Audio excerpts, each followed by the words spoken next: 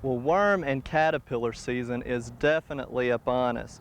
And if you have some trees or shrubs in your landscape that you have a history of having insect problems like that, you need to be out in your landscape inspecting the foliage.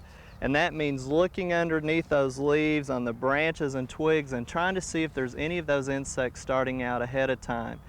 It's not uncommon for the immature, the small caterpillars to start emerging this time of year.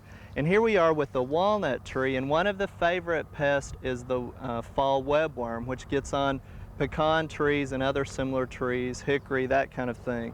Remember, the fall webworm is the caterpillar that spins the web on the foliage and feeds on the foliage from the web. And again, this time of year, you'll start seeing them emerging and starting to form and build a web, and that's the easiest time to control them.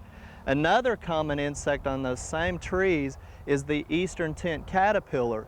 That particular caterpillar builds its webbing around the crotches of the tree and the branch limbs, and it will actually crawl from the webbing and then feed on the foliage at night. So it's a little different caterpillar.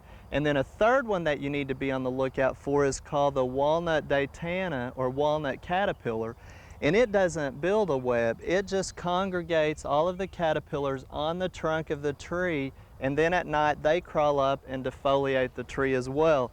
All of these insects can be heavy feeders, and feeding on the foliage actually will shorten the life of a tree if it's very serious, or maybe reduce a harvest load for you.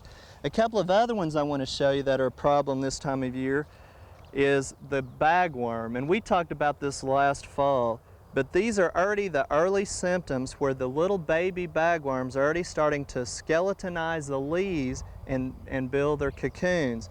Now this is the old bagworm cocoon from last season. They've already emerged, and again here they are feeding on the leaf, and this is an oak leaf, and you can see they're doing quite a number, and they're very small, about the size of a pencil lead. And this is a time of season that it's easiest to control them. If you wait till they get big like this, you almost have to use a ball peen hammer to control them. So get out in your yard and look around. Another one that people get scared about this time of year is phylloxera gall on pecans and walnuts, those kinds of things. Other trees will get galls as well, oaks too. But what happens as the leaves are unfurling, the adult emerges and stings the leaves and kind of causes it to be misshapen and forms a leaf, and it looks like this. And if you break those open, you'll see eggs inside them where they've laid the eggs, and it's just a protective covering for the young ones. They'll emerge. Again, it doesn't really hurt the tree, but it really is a nuisance as far as looking at it in the appearance. But if you'd like any kind of control recommendations, be sure and contact your county extension office, because they'll help you with a lot of the things you need to control. But don't forget, get out in your landscape now and catch them when they're small. It's sometimes easier just to pick them off when they're that small. We hope you've enjoyed this classic from the Oklahoma Gardening Vault.